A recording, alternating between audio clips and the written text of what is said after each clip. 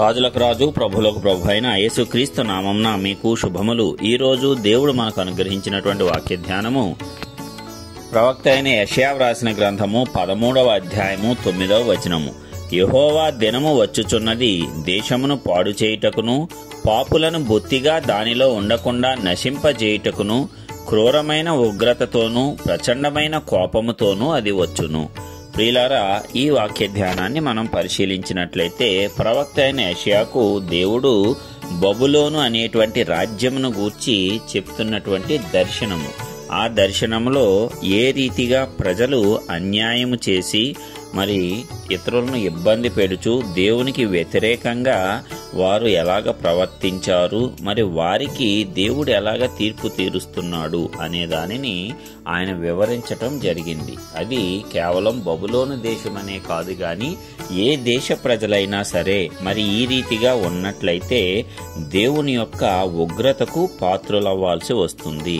మరి దేవుడు ప్రజలను ప్రేమిస్తాడు, ప్రజలకు ఎంతో సమయాన్ని ఇస్తాడు. మరి ఆయన పట్ల భయభక్తులు కలిగి జీవించి చెడుతనాన్ని విడిచిపెట్టాలి అని ఆయన ఎంతగానో కోరుకుంటాడు. అయితే ఆయన ఇచ్చినటువంటి ఆ సమయంలో జనులందరూ కూడా బలాత్కారంతో గాని లేక ఇతరులను హింసించుటలో గాని ఇతరులను వేధించుటలో ఆనందించటంలో గాని వారు గనక ఇంకా అధికమైనటువంటి హేయ క్రియలు దేవుని పట్ల చేసినట్లయితే ఆయన తను ఇచ్చినటువంటి సమయాన్ని ఉపయోగించుకోలేనప్పుడు, సమయము సంపూర్తి అయినప్పుడు తప్పనిసరిగా ఆయన యొక్క ఉగ్రతను చూపిస్తాడు. ఆయన ఎంత కృపామయుడో అదే విధముగా ఆయన సమయము అయిపోయిన తరువాత అంత ఉగ్రతను మన మీద చూపించటానికి సర్వశక్తిమంతుడు. అయితే ప్రజలు అది గమనించుకోవటంలో విఫలమవుతూనే వస్తున్నారు. ఎందుకంటే వారికి ఆ రోజుకి ఆ రోజు చక్కగా గడిచిపోయి ఆనందంగా సంతోషంగా మనసు ఉల్లాసముగా మరి గడిపినట్లయితే అదే నిజమైనటువంటి ఆనందముగా వారు భావిస్తూ ఉన్నారు. ఆ ఆనందము నీతిగా వచ్చిందా, న్యాయంగా ప్రవర్తించుట వల్ల వచ్చిందా అనేది చూచుకుంటలేదు గాని అది అన్యాయమైనా సరే తమ హృదయాన్ని కఠినము చేసుకుని వారికి వారు సమర్థించుకొనుచు వారు చేసిన ప్రతి క్రియ సరైనదే అని తలంచుకొనుచు ఇతరులను హింసించుట ద్వారా, బాధించుట ద్వారా, వేదనకు గురి చేయుట ద్వారా వచ్చేటువంటి సంతోషము, ఆనందము నిత్యమైనదని వారు భావించటం వల్ల దేవుని యొక్క ఉగ్రతకు పాత్రులు కావలసి వస్తుంది. అయితే దేవుడు నీతి న్యాయములను ప్రేమించువాడు, దాని ద్వారా సంతోషము, శాంతి, సమాధానములను అనుగ్రహించువాడు. అయితే ఆ దేవుని యొక్క న్యాయమును నీతిని అనుసరించకుండా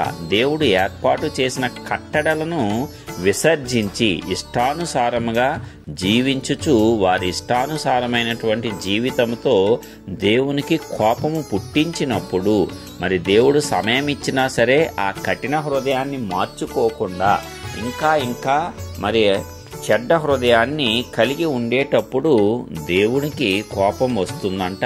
అదే యెహోవా దినము. అది ఏమి చేస్తుందంట? దేశమును పాడు చేస్తుందంట. పాపులను బొత్తిగా దానిలో నుండి లేకుండా నశింపజేస్తుంది. అంటే మరి ఏ ఒక్క పాపి కూడా దేవుని యొక్క దేశంలో ఉండటానికి ఆయన ఇష్టపడటం లేదు. పాపులందరూ మారు మనస్సు పొంది మారాలి, ప్రవర్తన మార్చుకోవాలి అని ఆయన కోరుతున్నాడు. అంతే తప్ప మొదటిగానే నాశనం చేయాలని ఆయన కోరుకోవట్లేదు. తగినంత సమయం ఇచ్చిన తరువాత కూడా వారు ఆ ప్రవర్తన నుంచి తొలగిపోకుండా వారి ఇష్టానుసారంగానే ఇంకా హేయమైన నీచమైన క్రియలు చేస్తూ ఉన్నప్పుడు దేవుని యొక్క కోపము మరి వారి మీద ప్రజ్వలిల్లుతుంది. మరి అప్పుడు వారందరూ కూడా బొత్తిగా నశింపజేయబడతారు. దేశమంతా కూడా పాడుగా అయిపోతుంది. అలాగే దేవుని యొక్క ఉగ్రత చాలా ప్రచండమైనటువంటి కోపంతో వస్తుందంట. దానిని ఎవరూ తట్టుకోలేరు. మరి దానిని ఆపాలి అంటే మరి మనుష్యులు తమను తాము తగ్గించుకొని తాము చేసినటువంటి పాపములను బట్టి పశ్చాత్తాపపడి దేవుని ఎదుట కన్నీరు విడిచుచు ఉపవాసం ఉన్నట్లయితే దేవుని యొక్క కోపాన్ని తగ్గించగలము. అలాగ కాకుండా కఠిన హృదయమై అయితే అయింది, దేవునికే ఎదురుగా వెళ్దాము అనేటువంటి మూర్ఖపు స్వభావాన్ని గనక కలిగి ఉన్నట్లయితే దేవుణ్ణి ఎదుర్కోవటం ఎవరికీ సాధ్యము కాదు. ఆయన క్రియలను ఆపటం అంతకంటే ఏ నరునికి సాధ్యము కాదు. ఈ విషయాన్ని నరమాతృలందరూ కూడా జ్ఞాపకం ఉంచుకున్నట్లయితే వారి యొక్క ప్రవర్తనలో భయభక్తులు కలిగి జీవిస్తారు, దేవునికి లోబడి జీవిస్తారు. అలాగ జీవించినప్పుడు దేవుని కృప మాత్రమే మనకు కలుగుతుంది. మరి ఇక్కడ ఒక దేశము గురించే దేవుడు సెలవిస్తున్నాడు.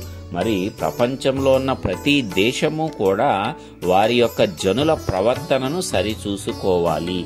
ఏ రీతిగా దేశము నీతి న్యాయాలను కలిగి నడుచుకుంటుందో అనేది పరిశీలన చేసుకున్నప్పుడు దేవుని యొక్క కృపకు పాత్రులవుతున్నారా లేక ఉగ్రతకు పాత్రులవుతున్నారా అనే విషయం స్పష్టంగా తెలుస్తుంది.